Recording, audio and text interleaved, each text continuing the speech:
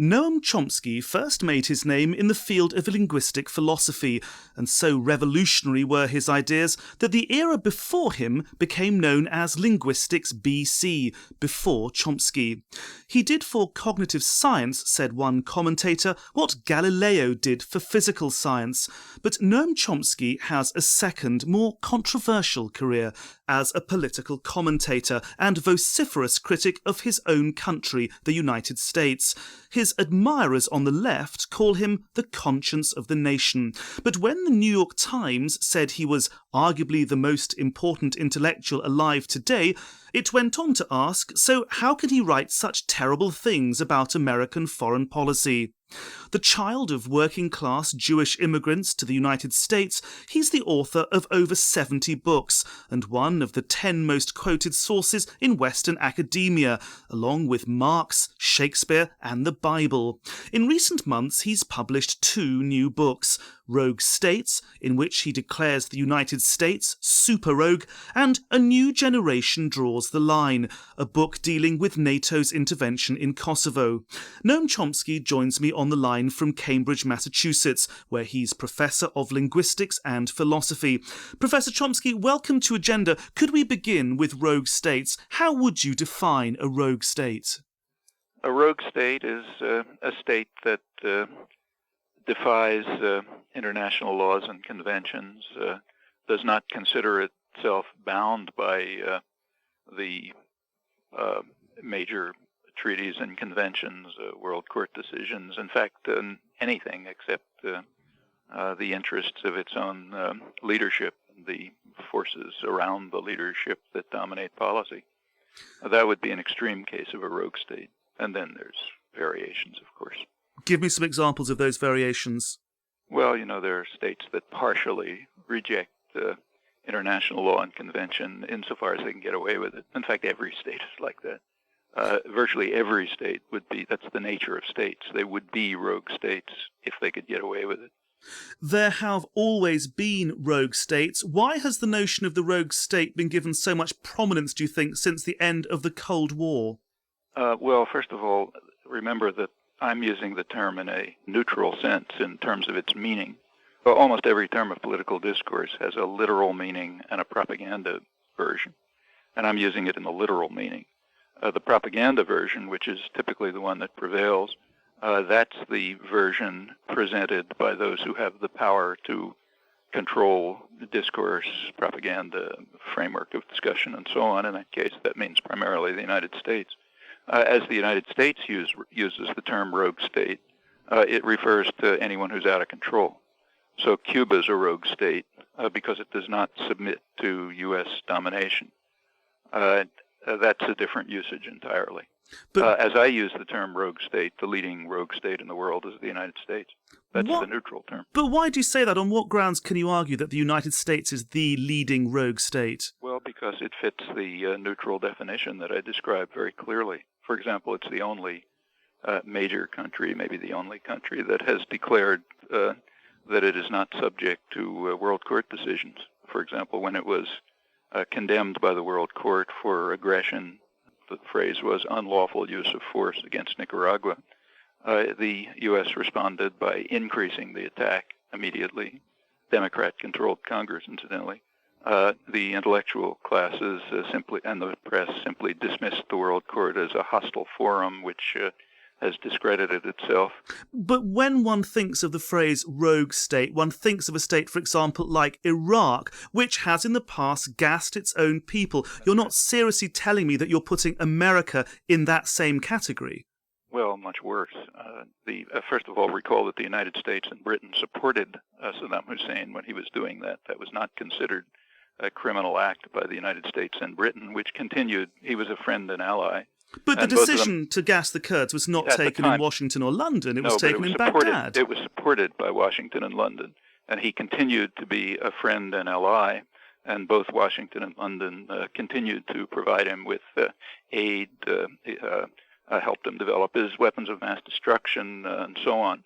Furthermore, although that was a horror story, in this case not perpetrated by Washington and London, only supported by them, compare it with other things. Like, for example, say it's now 40 years since John F. Kennedy attacked South Vietnam. Of course, in the propaganda system, we're not supposed to say that, but that's what happened. 40 years ago, Kennedy sent the U.S. Air Force to bomb South Vietnamese civilians, instituted programs to drive ultimately millions of people into concentration camps or into urban slums, destroyed food supplies because the population was supporting the resistance. And it sort of went on until, at the end, 3 countries were virtually destroyed and 4 to 5 million people were killed. Well, that's rather significant. Or take, say, Central America during the 80s. It was a major war, which hundreds of thousands of people ended up being killed. It was a U.S. war. Or we can go down to real trivialities, if you like. So, for example, a couple of years ago, Clinton bombed a poor African country, destroyed about half of its pharmaceutical supplies. If somebody did that, if Libya did that to England or the United States, it would be considered rather serious. This is all done to promote democracy and freedom in Vietnam, in South and Latin America, and certainly in Sudan. In Sudan, the United States destroyed half the pharmaceutical supplies to protect democracy and freedom. They didn't even pretend that. In Vietnam, the purpose was to prevent an independent nationalist movement, which was out of control. But the Americans would argue that it was part of a very important fight against international terrorism. They never argued any such thing. They didn't even use the term international terrorism at the time. That was introduced during the 1980s when it was pretty clear that the Soviet pretext was collapsing and another one had to be found, and international terrorism was invented as a pretext to replace it. But you're perfectly correct that the U.S. government and the intellectual classes claimed all sorts of lofty aims, but that's constantly true. So did Hitler. So did Stalin. But are you saying that international terrorism doesn't exist? It was simply invented by what you would see as a rogue superpower to attack other countries? Well, we know that it was. The terminology was introduced primarily by the Reagan administration. But the thing itself exists, does it not? The phenomenon exists. So, for example, when the United States bombs Sudan and destroys half its pharmaceutical supplies, that's international terrorism. When the United States bombed Libya, that's international terrorism. The U.S. war against Nicaragua, if we want to be kind to the United States, we could say it was international terrorism. A stronger and probably more accurate term would be outright aggression. And we can continue. I mean, when the U.S. provides, let's take something right now. When the U.S. provides, during the current fighting in the Israeli-occupied territories, as soon as it began last October, Israel immediately, within 2 days, escalated the fighting. There was no Palestinian firing at the time. Escalated the fighting by using attack helicopters to attack civilian targets, killing quite a few people. Immediately, Clinton made a deal to send new military helicopters to Israel, the biggest deal in 10 years. And that continues right up till now. Yeah, that's participation in international terrorism. Remember, these are territories under military occupation. Okay, would you concede that the US can be a force for good, championing the cause of democracy and freedom? Can it? Yeah, I hope it would be. In fact, I spend a lot of my time... Has it ever, though? Has it ever? Has it ever? Well, has any country ever? I mean, by accident. States are not moral agents. They act in their own interests. And that means the interests of powerful forces within them. Now, sometimes the people of countries are moral agents. They may compel their states to act in ways that are humane and decent, and that happens sometimes. But over time, it's just not the way history works. I mean, of course, that's the way apologists for state power describe things, but we should be serious about it. Okay, so what's your prescription? If you have a case, say take North Korea, where the government there pays little attention to the suffering of its own people, similar case in Burma, what should be done about those rogue states? Well, we should first of all look a little bit into the background. So, for example, the military dictatorship in Burma, which is undoubtedly a monstrosity, it came to replace the parliamentary government after U.S. operations in 1958, which established a military presence of Chinese nationalists in northern Burma to attack China. And that led to conflict within Burma, which led the military to overthrow the government. So there's an interesting history there. But what should the United States do about Burma and North Korea? Well, it should try to, for example, let's take North Korea. What it should do is support the measures. Actually, Clinton had a rather decent policy there, one of his rare exceptions. It should pursue diplomatic and other measures to, first of all, to try to alleviate the suffering of people there, and also to relax the tensions. So, for example, when the South Korean government, Dae-jung, takes steps towards lessening tensions with North Korea and moving towards some kind of more peaceful relation between the two halves of Korea and more integration, well, the U.S. ought to support that. Instead, the Bush administration censured him sharply and tried to call it off. Thank you, and a reminder that you're listening to Agenda in the World Service of the BBC. My guest is Noam Chomsky, linguistic philosopher, critic of American foreign policy, and author of 2 new books, Rogue States and A New Generation Draws the Line. Professor Chomsky, in that book you attack the NATO intervention in Kosovo, which the West said was justified on humanitarian grounds to protect ethnic Albanians from Serb forces. Why did you oppose it? Why do you oppose it? Well, for one thing, it's interesting that that's the interpretation of the book, and also of another book I wrote on the topic, neither of which attacks, neither this one nor the other one is an attack on the NATO bombing of Serbia. It discusses it, but that's not the issue. What's discussed in both books, and it's intriguing that it cannot be understood in the West, though it's easily understood elsewhere.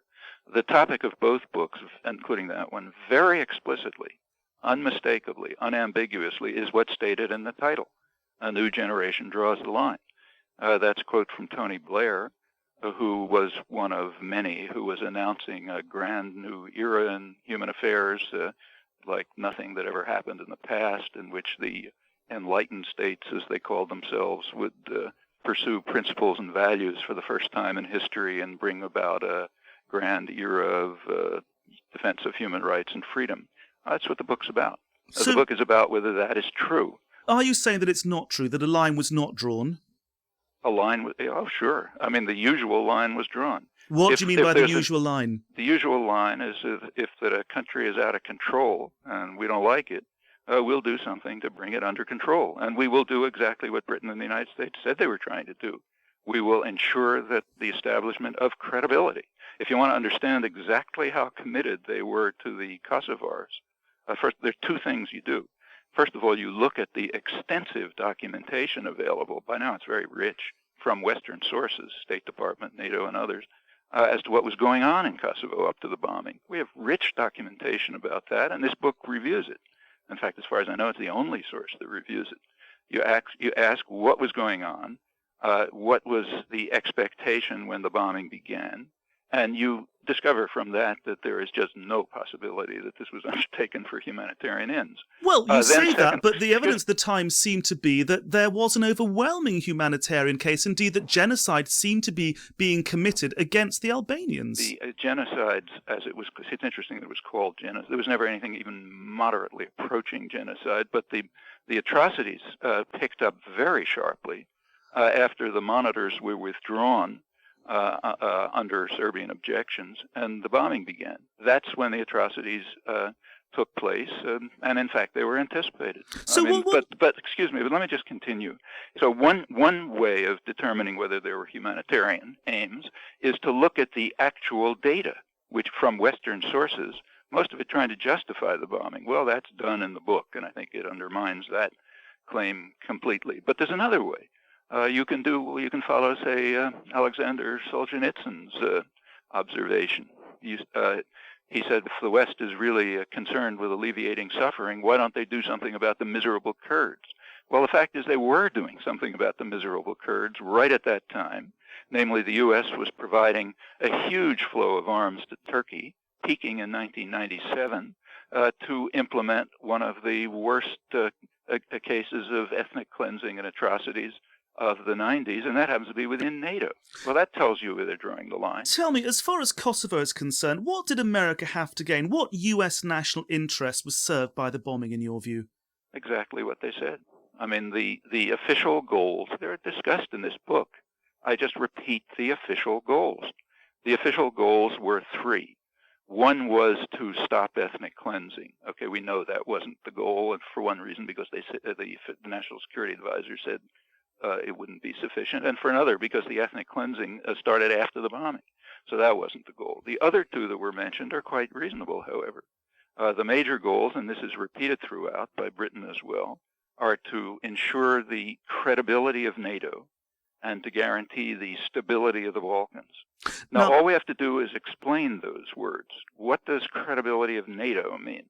Well, it doesn't mean credibility of Belgium. It means credibility of the United States. Now, what does credibility of the United States mean? Well, ask any mafia don. He'll explain. Credibility means you better do what we say or else. And that has nothing, I mean, for this, the same claim establishing credibility has been made plausibly over and over again in cases where there was no local national interest. What does stability mean? Well, we have a rich documentary record. I reviewed it in the book, in fact, as to what stability means. What it means is it doesn't mean that, things are quiet. It means they are quiet in the terms that we demand. In fact, it's been, I actually quote, foreign policy analysts, high-level ones, who say that we had to destabilize Chile to ensure stability. And that's exactly correct in the Orwellian sense. We had to undermine the democratic government to ensure U.S. domination, which is what's called stability. And those goals, which were repeated over and over, I'm just quoting the U.S. government and the British government. Yeah, those goals are perfectly understandable. But isn't that how the international system works? Powerful countries will try to shore up their credibility to maintain their long-term interests. Exactly. That's just what I was saying all along. And the task of intellectuals is to disguise that in terms of lofty rhetoric and aims. Let's, if I may, ask you about President Bush and his Secretary of State, Colin Powell. Will they be more or less interventionist, do you think, than the Clinton administration? It's very hard to say. I mean, they're somewhat different. First of all, they follow pretty much the same plans. There are some differences. The Bush administration has moved, in terms of intervention, it's moved more towards trying to extend military domination and the arms race into new domains. So one of its main projects is to militarize space. The U.S., of course, has a considerable technological advantage in that. But of course, others are going to follow. The missile defense program is part of a much broader program of it's called Vision 2020 or something like that, which is to gain what they call full spectrum dominance. That is ensuring military domination of space to allow U.S. forces to project power in any area of the world to secure what they call U.S. interests, which are global. That is going to almost certainly, I mean, their own intelligence services are telling them that, and any analyst can understand it. That's going to lead others to find modes of deterrence. It will lead them to develop their own techniques of deterrence. Other countries are not going to sit there and just let this happen. But naturally, there'll be a reaction. But the Bush administration argues that missile defense is just that, a defensive shield. Why should one suppose that it will necessarily lead to an arms race, as you say? Nothing is necessary in world affairs, but certain things are obvious. That's why U.S. intelligence services and virtually all strategic analysts are pointing out that everyone else, of course, will regard a so-called missile defense and militarization of space exactly the way we would regard it if, say, China was doing it. China was doing it, we naturally and correctly regard it as an effective first-strike weapon. That is a device which will allow them to project power and ensure themselves against retaliation. Those are the terms that are used by the United States. That's the way we'd understand it anywhere else, and that's the way everyone else is going to understand it this way. Or we could go right next door to Canada, where Canadian military authorities have informed their own government that they, in material documents that were leaked, incidentally, Canada, that they do not regard this as the national missile defense as a defensive effort, but they regard it exactly like everyone else does, as a way to ensure that the United States will be able to project power. The military militarization of space is quite openly that. It's not even a pretense of defense. Now, you've written about the new post-communist world order. What, as far as you're concerned, is it? It's a system in which tactical changes were made. I mean, the basic strategic decisions haven't changed because if you look over the history of the Cold War, both sides, both the Russians and the Americans, claimed that everything they were doing was in defense against the other. But we have to be serious and ask whether that's true. I mean, when the Russians invaded Afghanistan, were they defending themselves from the United States? Well, we dismissed that with ridicule. When the United States attacked Nicaragua or Vietnam, was it defending itself against the Russians? That's even more ridiculous. The fact is that if you look at the events of the Cold War, and you look at the United States, you can look at internal documents, because it's a very free country in that respect, you find that the Cold War was always in the background, of course, but that the goals were quite different. Take Cuba, which has been a target of U.S. attack for 40 years. Well, we now have the internal declassified record of the Eisenhower and Kennedy administration thinking about Cuba. And we know what they had in mind when Kennedy invaded Cuba and they imposed a blockade and so on, because they told us in the internal record, talking to each other.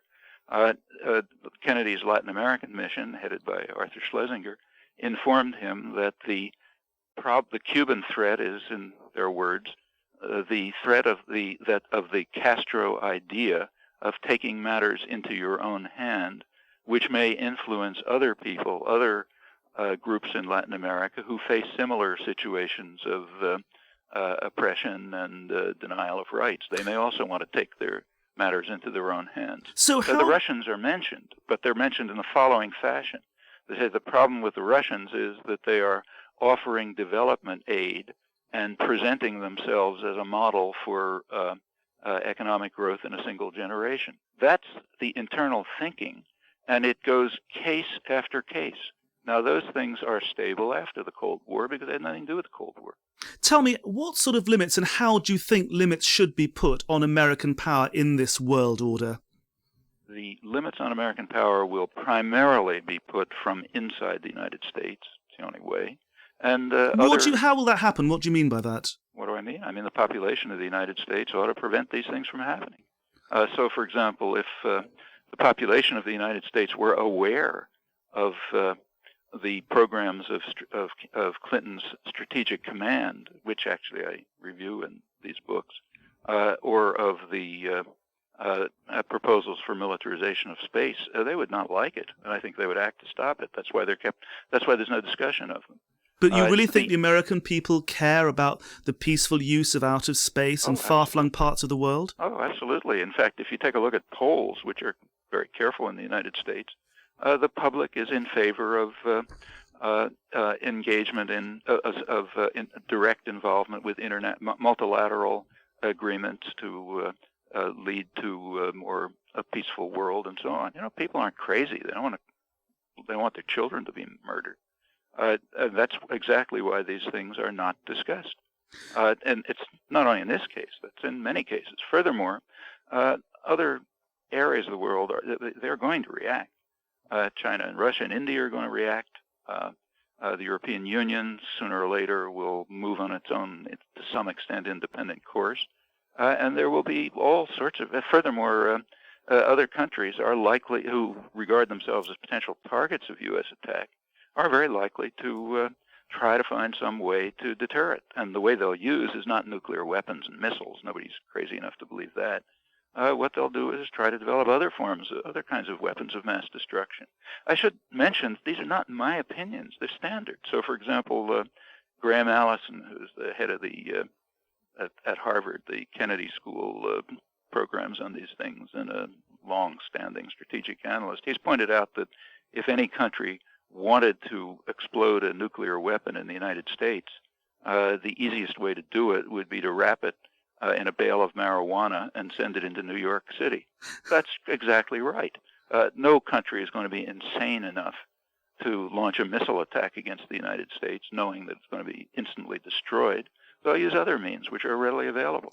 Finally, you've been very critical of the United States for decades. Everything it does, certainly in foreign policy, you seem to think is wrong. Do you actually like America? Or, are there aspects of the country that you appreciate and admire? And I say it all the time. It's the most free country in the world. It's probably the most democratic country in the world. I just mentioned a few moments ago that it's one of the very few countries where it's free enough to gain access to internal records. There's all wonderful things. And furthermore, there's a good reason why I'm talking about the United States. Two reasons. One reason is it's the most powerful country in the world. Therefore, it's the most important country to talk about. Second is I happen to be here. There's an elementary moral truism, so elementary it's embarrassing to repeat it. You're primarily responsible for the consequences of your own actions. Fine if you want to criticize someone else, okay? It has no moral quality. You're responsible for what you do.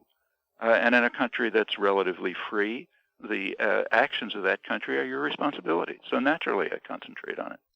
Noam Chomsky, many thanks indeed. And thanks to you for listening. Until next time, goodbye.